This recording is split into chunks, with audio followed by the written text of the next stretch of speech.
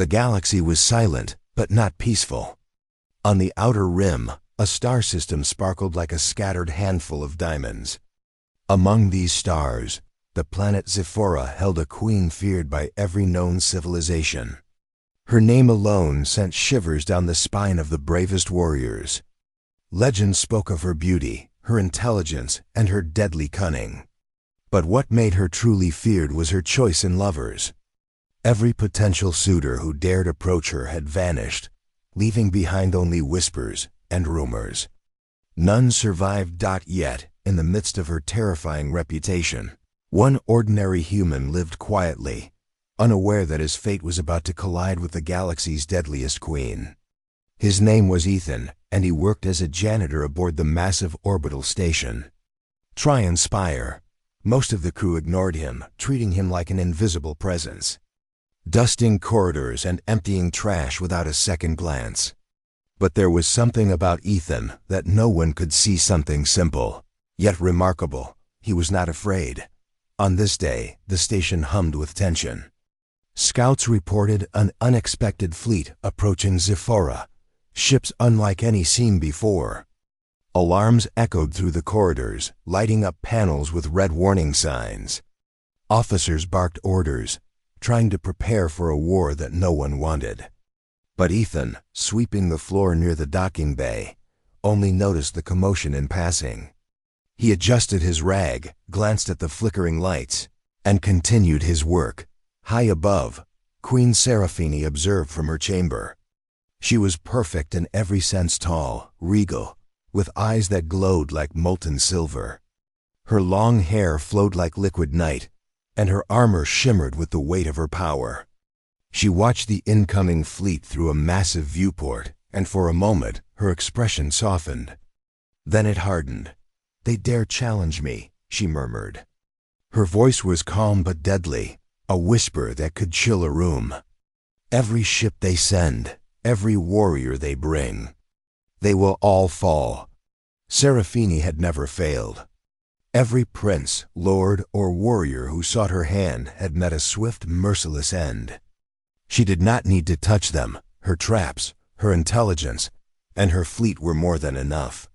And yet, she found herself curious about something unusual this time. A simple human janitor had survived not only in the station, but in the galaxy of predators. She did not yet know why, but there was an odd weight to his presence, a quiet resilience that caught her attention. Meanwhile, Ethan went about his day, pushing a cart down the wide corridors. A loud explosion rocked the station, sending him stumbling into a wall. Sparks rained from broken panels, and the smell of smoke filled the air. He froze for a second, then instinctively ran toward the chaos. Soldiers were rushing past, shouting orders, their blasters drawn. Ships were crashing into the station, small fighters that tore through shields like paper. It was chaos, and yet Ethan remained calm, focused on helping wherever he could. He guided wounded crew members into safer areas, pulled debris from hallways, and offered words of reassurance. People started noticing him, not as a janitor, but as someone who refused to panic. Among the chaos, Seraphine's eyes found him on the monitors. She tilted her head, intrigued. Why was this human not fleeing? Not hiding? Not trembling? The Queen made her decision. She would descend personally. The galaxy had grown too bold, too arrogant. And if she was to face the invaders, she would need to see every survivor herself. She stepped into her hovercraft, a sleek vessel that radiated power, and moved toward the battle zone with terrifying precision. Her presence alone caused ships to explode, the force of her energy field tearing through enemy lines like a storm. Ethan, unaware of who was coming, continued guiding survivors. He ducked under a falling beam, pulled a soldier out from beneath rubble, and even managed to stop a small fire from spreading through a supply room. He moved with a strange grace, a calm instinct that seemed almost unnatural. People whispered to one another, "Who is this human?"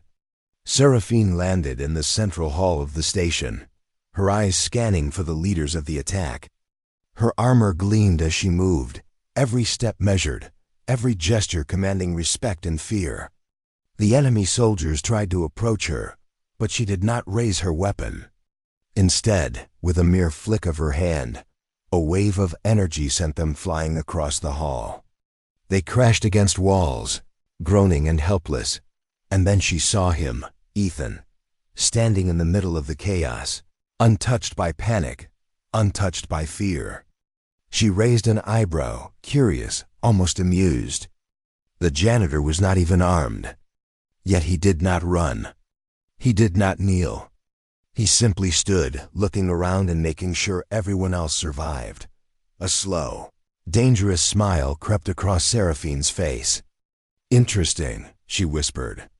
She moved toward him, and the chaos seemed to pause for a heartbeat. Soldiers froze mid-action, explosions dimmed, and all eyes turned toward the two figures, one the deadliest queen in the galaxy, the other a simple human janitor. Ethan looked up, meeting her gaze. He felt no fear, only a strange sense of understanding. Something about her presence, though terrifying, felt almost deliberate. He did not run. He did not bow. He simply nodded slightly and returned to his work, lifting debris to free trapped soldiers. Seraphine studied him. She had faced countless warriors, assassins, and kings. All of them had begged for mercy. All of them had fallen before her. Yet this human so ordinary, so unassuming was different. He did not seek power. He did not crave her attention. He did not even recognize the danger. And in that, she felt a spark of curiosity that had been absent for centuries. As the station began to stabilize, the enemy fleet retreating in confusion, Seraphine withdrew, her mind racing. She had survived countless battles, but this human had survived something she could not explain. For the first time she felt intrigued. Ethan did not notice her departure. He continued his work, focused on the lives around him rather than the grandeur above. Yet, unknowingly, he had captured the attention of the galaxy's most feared queen. And in that attention, both danger and opportunity began to stir. The war had ended for now. But a far greater challenge loomed, a challenge that neither the galaxy nor Athene could foresee. The aftermath of the battle left Trion Spire in ruins. Smoke curled from broken panels, alarms still hummed faintly, and scattered debris littered the wide corridors. Yet among the chaos, Ethan continued his work as if nothing extraordinary had happened. He helped trapped crew members, guided frightened soldiers to safety, and patched minor damages to keep life aboard the station moving. His actions, simple yet determined, drew quiet admiration from those around him. Seraphine had returned to her chamber above the station, but she could not take her eyes off the human janitor. He was nothing like the warriors, princes, or assassins she had faced before. They had all sought her power, her throne, or her favor, and all had fallen. But Ethan sought nothing. He only acted, quietly, steadily, and fearlessly. For centuries, Seraphine had ruled through fear. Her power was absolute, her reputation unmatched. And yet now, curiosity gnawed at her, a feeling she had long suppressed. Why had this human survived when others had failed? Why did he move with such calm, unshakable focus? The question would not leave her mind. She decided to see him herself. Descending from her chamber, Seraphine moved through the station. Crew members froze at the sight of her, but Ethan, as usual, barely noticed. He lifted debris off a fallen engineer and carried him to safety. That simple act caught her attention. He did not tremble at her presence. He did not bow. He did not speak in awe. He acted with a quiet dignity that she found compelling. "Human," she called, her voice like a whip of silken steel. Ethan froze, glancing toward her. His eyes widened for only a moment, then returned to calm. "Yes, ma'am," he said politely, not fully understanding who she was. Seraphine studied him. She could have ended his life in an instant. Every cell in her body knew that. Every warrior she had faced had begged, screamed, or cowered before her. But this human, he was different. There was no arrogance, no fear, only presence. "You survived the chaos better than any soldier," she said. Her words were both an observation and a challenge. Ethan tilted his head slightly, shrugging. "I just do what needs to be done." Her silver eyes narrowed. There was something extraordinary in that simplicity. No one had ever spoken to her like that, so honest, so fearless, so human. As she walked beside him, she saw him help a wounded alien civilian. A soldier tried to intervene, urging her to stop him, warning her of danger, but she ignored them. She wanted to see how he moved, how he thought, how he survived in a galaxy that had no mercy. Hours passed. Seraphine observed Ethan silently, sometimes from afar, sometimes walking beside him. The humans, the aliens, the crew, they all began to notice the Queen was present, yet not violent. Whispers spread. Why doesn't she attack him? Why does she just watch? Ethan remained unaware of the attention. He focused on survival and helping others. And in that, he unknowingly challenged every rule the galaxy had about power, fear, and dominance. Later, in the quiet of an observation deck, Seraphine finally spoke again. "You are different. Most creatures in this galaxy either fight, flee, or beg. You do none of these." Ethan looked at her, not hiding his curiosity either. "I just do what I can.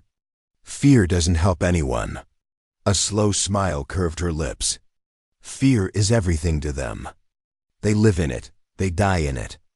And yet, you..."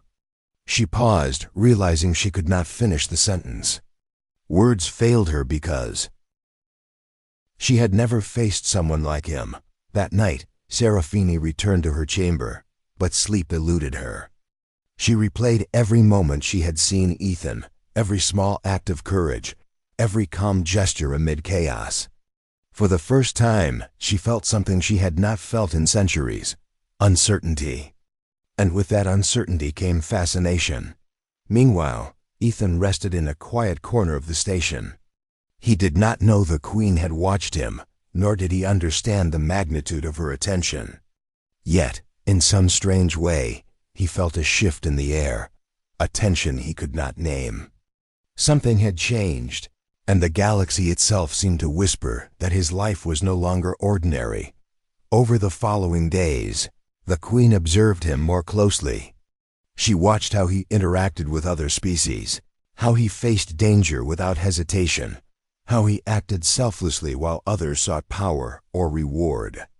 And with every observation, her curiosity deepened. The crew began to notice small signs of change in the Queen's behavior. She was less harsh in her judgments, more patient in her actions, and more intrigued by humans than ever before. Rumors began to spread across the station. A simple janitor had caught the attention of the deadliest queen in the galaxy. Some laughed nervously. Some feared the outcome. No one understood the truth. Ethan, as always, continued his work, unaware of the extraordinary place he now held in the galaxy's most dangerous mind. He did not seek recognition, he did not seek power, and he did not even seek understanding. He simply existed, calmly and courageously, in a universe that had never made room for the ordinary. And in that, he had become extraordinary. The Queen's fascination with him grew each day. She could no longer see him as just a human. He was a puzzle, a challenge, a force she had never encountered. And she began to realize something dangerous: curiosity, unlike fear, could change the course of the galaxy. As Part 2 drew to a close, both Ethan and Seraphine remained unaware of the true journey ahead. Battles had been fought, lives had been saved, and a connection had begun, one that could reshape the galaxy itself. The story was no longer about war or fear. It was about courage, humanity, and a queen whose curiosity might finally meet its match. Days passed after the battle, yet the station remained tense. The enemy fleet had retreated, but the threat of war always lingered. Life aboard Trion Spire carried on, with repairs, training, and constant vigilance. Yet, amid the ordinary routines, one human janitor stood out: Ethan. Seraphine watched him every day, quietly, carefully. She observed how he moved among the crew, always helping, always calm, never seeking praise. It was unlike anything she had ever seen. He did not crave her favor, nor did he fear her power. He simply existed, and that existence challenged the Queen's centuries of rules and instincts. One evening, as the twin suns set over Zephyrah, casting the station in a warm, golden glow, Seraphine decided to speak directly to Ethan.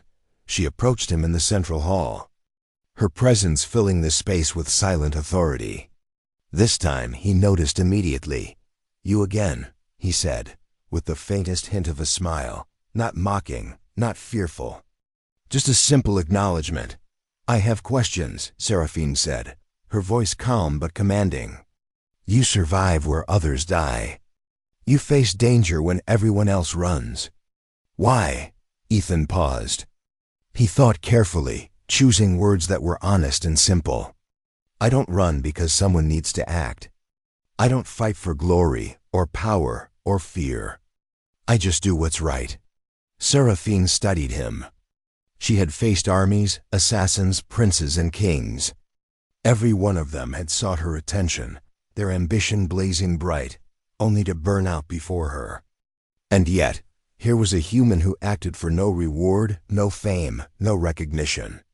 That simple courage made him extraordinary. "I have killed every suitor who approached me," she said softly. "Every one. They sought my hand, my throne, or my fear. And yet, you survive. You do not ask for anything, and you do not flinch." Ethan shook his head. "I don't need your favor. I just live my life, do what I can. That's all any of us can do." A long silence passed between them. Seraphine had never felt such a pull, such a fascination. Her entire life had been ruled by fear and power, but now she felt curiosity, admiration, and something far more complex. She had always chosen who lived and who died. But now, the choice before her felt different. The following days brought unusual moments. Seraphine began leaving small gifts for him: repairs, equipment, messages of guidance. Ethan, puzzled, never questioned why a queen would bother with a simple janitor. He only accepted what he needed and continued his work. Then came the real test. A small fleet of mercenaries, unknown but dangerous, infiltrated the outer rim near Zephyrah. They attacked the station, seeking to capture Seraphine or destroy the facility. Chaos erupted once again. Ethan reacted instinctively. He guided crew members, cleared debris, and even led some into defensive positions. Seraphine watched, unseen, as he moved calmly amid explosions and falling metal. For the first time she realized something.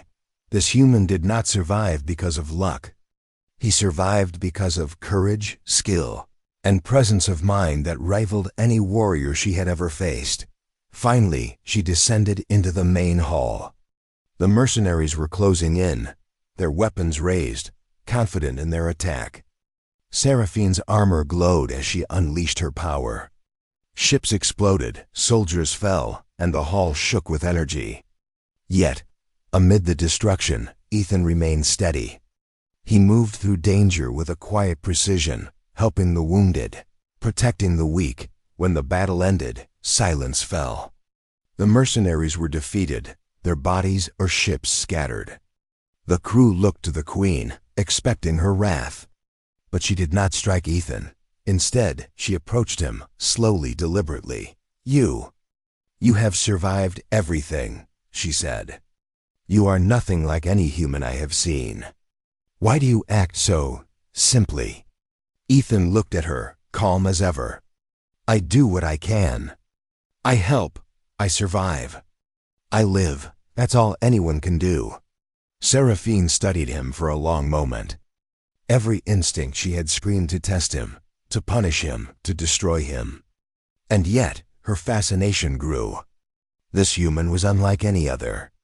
He had survived the deadliest queen in the galaxy, not through cunning or ambition, but through courage, resilience, and integrity. Finally, she made a decision. One that had never happened before. She would not destroy him. She would not test him further. He would live, and for the first time, she allowed someone to stand beside her, not out of fear, but out of mutual respect. "You will live," she said quietly. "And perhaps you will teach me something about your kind." Ethan blinked, surprised. He had faced danger, chaos, and war, but he had never expected a queen, the deadliest in the galaxy, to spare him, to show him curiosity instead of fear. Over the following weeks, Seraphine observed him even more closely. But this time, it was different. There was no war, no threat. She studied his decisions, his patience, his courage. And slowly, a bond formed, not of power, not of fear, but of understanding. The galaxy watched silently. The deadliest queen had spared a human. A janitor. Someone ordinary, yet extraordinary in his courage. And in that choice, the balance of power shifted, not because of strength, but because of humanity. For Ethan, life continued in simple ways. He cleaned, he helped, he survived. But now he did so with the recognition of a queen, the fascination of a galaxy, and the knowledge that courage and integrity could matter even among stars. Seraphine, the deadliest queen in the galaxy, had learned something new. Power alone did not define the universe. Sometimes, the simplest acts of courage could change everything. And so, a janitor became a legend, not through strength, not through weapons, but through the quiet, unyielding courage of a human heart. The galaxy would never forget the day the deadliest queen killed every suitor, but spared a human.